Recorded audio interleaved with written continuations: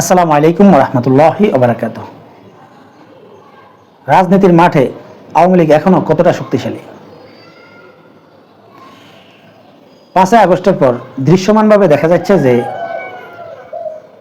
মাঠে শুধুমাত্র রাজনীতি করছে বিএনপি, জামাত এবং বৈষম্য বিরোধী ছাত্ররা। আওয়ামী লীগ এবং জাতীয় পার্টি মাঠে দেখা যাচ্ছে না এবং মনে হচ্ছে যে তারা সম্পূর্ণরূপে রাজনীতির মাঠ থেকে আউট হয়ে গেছে। কিন্তু আমার ব্যক্তিগত অ্যানালাইসিস মতে আওয়ামী লীগ তাদের যে রাজনীতির খেলাটা সবচাইতে সুন্দরভাবে খেলে যাচ্ছে এবং তাদের রাজনীতির খেলায় তারা কিন্তু সফল হচ্ছে। কেন কথাটা বললাম সেটাই বিশ্লেষণ করার চেষ্টা করব এই ভিডিওতে। বিগত 16 বছর যাবৎ আওয়ামী লীগ যেই শাসন চালিয়েছে, এই শাসনে সত্যি বাংলাদেশের মানুষ বিরক্ত ছিল এবং সেই বিরক্তির প্রতিফলন দেখা গিয়েছে 5 আগস্ট যখন শেখ হাসিনা ভারতে পালিয়ে যায়। ঠিক তারপরে জনগণের যে উচ্ছ্বাস, রাস্তায় যেভাবে মানুষ নেমেছে, এটাই প্রমাণ করে।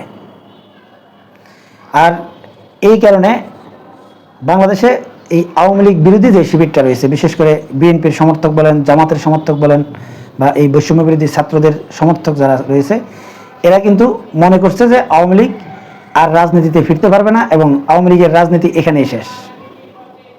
কিন্তু আমার মনে হচ্ছে যে আওয়ামী লীগ তাদের এই 5 আগস্টের পরে যে রাজনীতিটা করা দরকার এবং যে কৌশলে তাদের রাজনীতিটা তারা করছে, সেটাতে কিন্তু তারা 100% সফল হচ্ছে এবং তারা সফল হওয়ার পথেই রয়েছে। আমি কেন এটা মনে করছি সেটা বিশ্লেষণ করি। বিগত 16 বছর যাবৎ এই বাংলাদেশে যারা তরুণ প্রজন্ম, বিশেষ করে 30 থেকে 35 বছরের মধ্যে যাদের বয়স, এই লোকগুলো শুধুমাত্র আওয়ামী লীগের শাসন দেখেছে এবং আওয়ামী লীগের শাসনামলে যেই প্রক্রিয়ায় তারা রাষ্ট্র পরিচালনা করেছে, তাদের খারাপ দিকগুলো এই তরুণ সমাজের কাছে আসলে স্পষ্ট। তাই আওয়ামী লীগের প্রতি তরুণ সমাজের মারাত্মক একটা বিরক্ত রয়েছে, আর সেই বিরক্তিকর কাজ আওয়ামী লীগ অবশ্যই করেছে। আর এই কারণে তরুণ প্রজন্ম কিন্তু আওয়ামী লীগের উপর বিরক্ত। আওয়ামী লীগের এই পরিণতির জন্য আসলে কে দায়ী, এই নিয়ে আমি একটা ভিডিও করব। সেই ভিডিওতে আমি স্পষ্টভাবে আসলে এই আওয়ামী লীগের রাজনীতির ভুলগুলো কি এবং কেন তারা আজকে এই অবস্থায় রয়েছে সেটা বিশ্লেষণ করার চেষ্টা করব। তাই আপনারা পরবর্তীতে সেই ভিডিওটা অবশ্যই পাবেন। কিন্তু আজকে আমি যেটা আলোচনা করতেছি যে আওয়ামী লীগ আসলে কি কি রাজনৈতিক কৌশলগুলো অবলম্বন করে এখন পর্যন্ত তারা রাজনীতিতে সফলতা দেখাচ্ছে এবং তাদের এই আন্দোলন বলেন, সংগ্রাম বলেন, তাদের যে রাজনীতির কৌশলগুলো বলেন, এগুলোতে তারা কীভাবে 100% সফলতার দিকে এগুচ্ছে সেটাই বিশ্লেষণ করব। যেমন প্রত্যেকে মনে করে যে আওয়ামী লীগ আর কোনো রাজনীতি করতে পারছে না বা তাদেরকে রাজনীতির মাঠে নামানো যাচ্ছে না। কিন্তু 5 আগস্টের পর আওয়ামী লীগের এখন প্রধান কাজ হচ্ছে তারা আসলে যেই জনপ্রিয়তাটা হারিয়েছে সেই জনপ্রিয়তাটা পুনরুদ্ধার করা এবং দ্বিতীয় চ্যালেঞ্জ হচ্ছে তারা যাতে অন্যান্য দলগুলোর মতো স্বাভাবিক রাজনীতিতে যাতে ফিরতে পারে সেটা নিশ্চিত করা এবং আওয়ামী লীগ বিরোধী যে শিবিরটা রয়েছে এই শিবিরের মধ্যে আসলে ফাটল তৈরি করা এবং তাদেরকে আসলে ঐক্যবদ্ধ হতে না দেওয়া। এখন আপনারাই বলেন যে আওয়ামী লীগ বিরোধী যে শিবিরটা রয়েছে এই শিবিরের মধ্যে আসলে এখন কয়টা ভাগ হয়েছে? একদম গুণে গুণে আমি আপনাদেরকে 4টা ভাগ দেখাতে পারবো। যদি আপনি জাতীয় পার্টিকে বাদ দেন, তারপরেও 3টা ভাগ রয়েছে: বিএনপি, জামাত এবং বৈষম্য বিরোধী ছাত্ররা।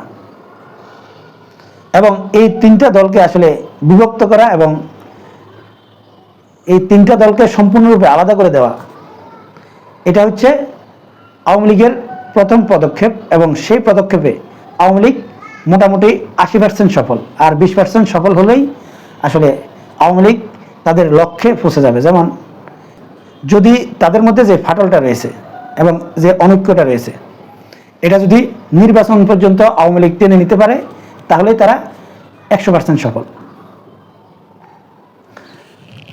কিন্তু 80% তারা কমপ্লিট সফল হয়ে গেছে। দ্বিতীয়,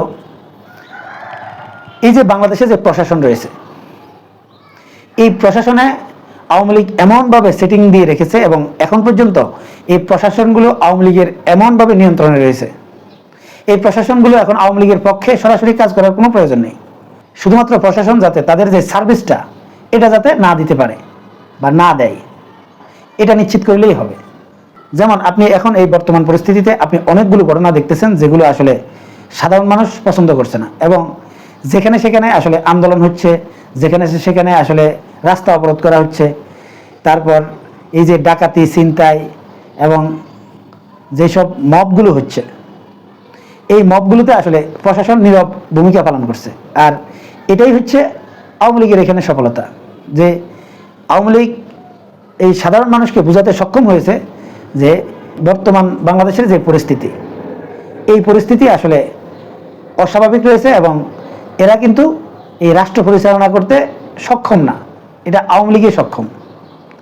এটা আওয়ামী লীগের যারা সমর্থক রয়েছে তাদের কাছে বোঝাতে পরিপূর্ণভাবে সক্ষম হয়েছে।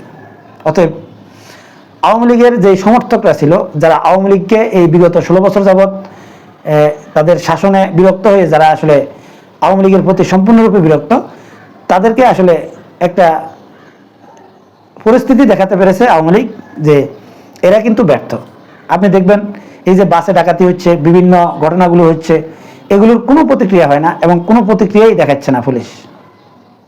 আর এটাই আওয়ামী লীগের প্রথম ধাপে সফলতা। আর দ্বিতীয় ধাপে যে সফলতাগুলো, এই যে বাংলাদেশে যারা রাষ্ট্র পরিচালনা করছে, বিভিন্ন রাষ্ট্রীয় যে মেকানিজমগুলো রয়েছে, সচিব, আমলা থেকে শুরু করে যা যা আছে, এই লোকগুলোর মধ্যে আসলে যারা সত্যিকার অর্থে আওয়ামী লীগ করে, তারা প্রকাশ্যে এখন আওয়ামী লীগের পক্ষে কাজ করার কোনো প্রয়োজন নেই। শুধুমাত্র এই বর্তমান সরকারকে তারা যাতে পদে পদে বাধা সৃষ্টি করতে পারে এবং এই বর্তমান সরকার যাতে প্রত্যেকটা কাজে ব্যর্থ হয়, সেই পরিস্থিতি তৈরি করতে পারলেই হয়ে যাচ্ছে। এবং তাদের মূল কাজটা কিন্তু এখন এটাই। এটাতেও কিন্তু আওয়ামী লীগ সম্পূর্ণরূপে সফল। আপনারা দেখবেন যে এই যে উপদেষ্টারা রয়েছেন, এই উপদেষ্টাদের মধ্যেও আওয়ামী লীগ কৌশলে কিন্তু তাদের শক্তিশালী অবস্থান রেখেছে। সেটা আপনারা দৃশ্যমানভাবে আপনাদের চোখে পড়বে না, কারণ বর্তমান এই সময়ে উপদেষ্টা মণ্ডলীতে থেকে আসলে আওয়ামী লীগের পক্ষে কথা বলা সম্ভব নয়। তাই তারা কিন্তু কৌশলে এমন কিছু কথাবার্তা, এমন কিছু বক্তব্য দিচ্ছে যে বক্তব্যগুলো আসলে সম্পূর্ণরূপে বাংলাদেশে বিতর্ক জন্ম দিয়েছে।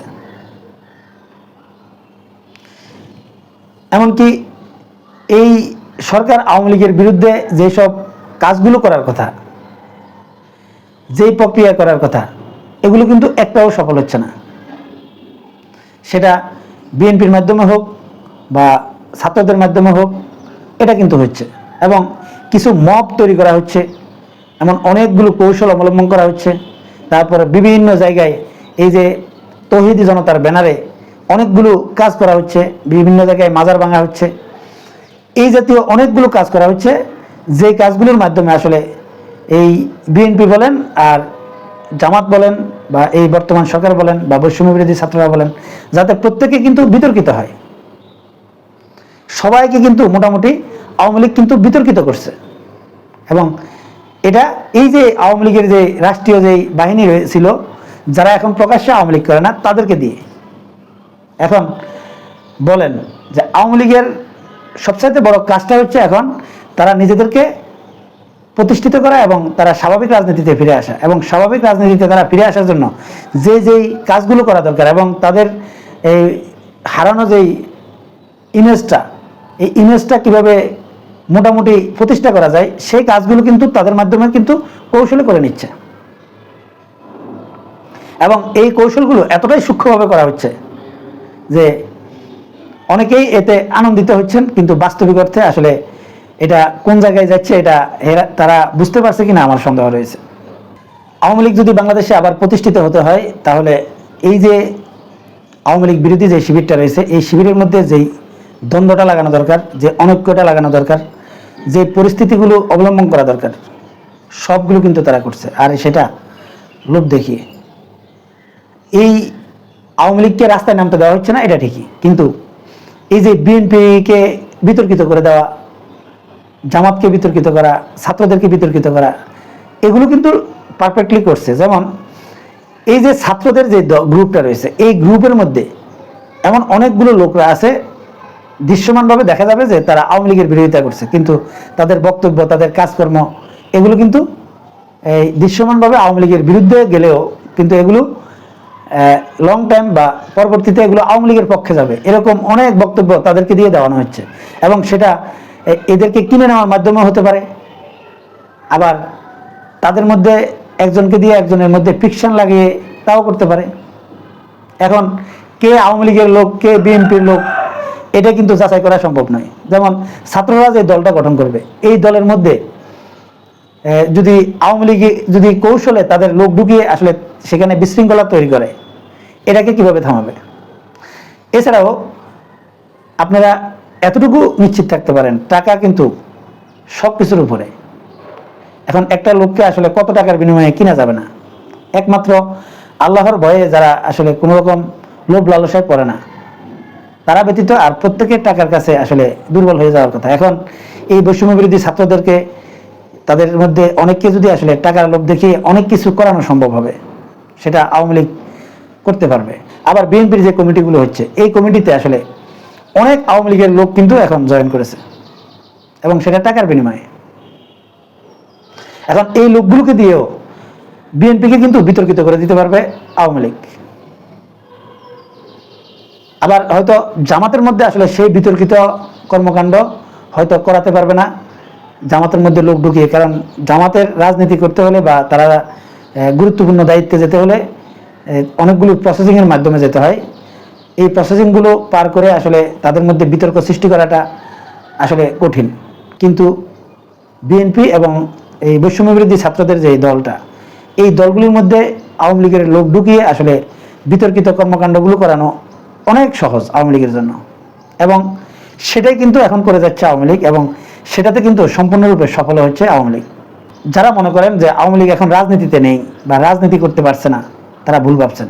আওয়ামী লীগ এখন এই সময়তে তাদের যে রাজনীতিটা করা দরকার সেটা কিন্তু ঠিকই করছে, কিন্তু সেটা কিন্তু এই বিরোধী দলগুলো আসলে বুঝতেছে কিনা সন্দেহ রয়েছে।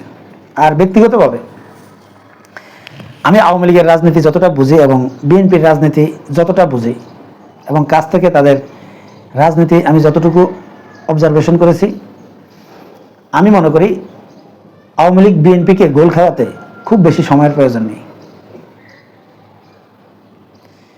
আওয়ামী লীগ আগামী নির্বাচনে হয়তো ক্ষমতায় যাওয়ার স্বপ্নও দেখতেছে না, কিন্তু আওয়ামী লীগ হয়তো এমন কোনো পরিকল্পনা করছে দ্রুত নির্বাচনের মাধ্যমে আগে বিএনপিকে ক্ষমতায় বসাতে, এবং বিএনপিকে ক্ষমতায় বসিয়ে এই বিএনপিকে দিয়ে আসলে আওয়ামী লীগ তাদের যে রাজনৈতিক স্বার্থ সেটা উদ্ধার করে ফেলবে, এবং দ্রুত তারা আবার রাজনীতিতে কামব্যাক করে তারা কিন্তু ক্ষমতায় যাওয়ার রাস্তা তৈরি করে ফেলবে। আমি ব্যক্তিগতভাবে যেটা মনে করি, যদি এই বৈষম্য বিরোধী ছাত্র, জামাত এবং বিএনপি এই তিনটা গ্রুপকে যদি এরকম মতানৈক্য তৈরি করে যদি বিএনপি যদি আগামী নির্বাচনে ক্ষমতায় যায়ও, বিএনপিকে কিন্তু ক্ষমতায় টিকতে দিবে কিনা বা তারা টিকতে পারবে কিনা আমার সন্দেহ রয়েছে। কারণ অনেকগুলো সমস্যা আছে, অনেকগুলো সমস্যার মোকাবেলা করতে হবে বিএনপিকে যদি রাষ্ট্রীয় ক্ষমতায় যায়। বিএনপি যেরকম বলছে যে আমরা জাতীয় সরকার গঠন করব, মানে সবগুলো দলকে নিয়ে সরকার গঠন করব, সেই পরিস্থিতিও আসলে শেষ পর্যন্ত থাকে কিনা সেটাও সন্দেহ রয়েছে। সম্মানিত দর্শক, আপনারা কি মনে করেন? এই যে আমি যেই যুক্তিগুলো উপস্থাপন করলাম, যে আওয়ামী লীগ যে কৌশলে এখনো রাজনীতিতে আসলে তাদের মূল খেলা যেটা সেটা খেলে যাচ্ছে, এটা কি আপনারা সঠিক বলে মনে করেন, নাকি আমার এই ধারণাটা ভুল মনে করেন? কমেন্টসে জানাতে পারেন। এখনকার মতো এই পর্যন্তই। আল্লাহ হাফেজ।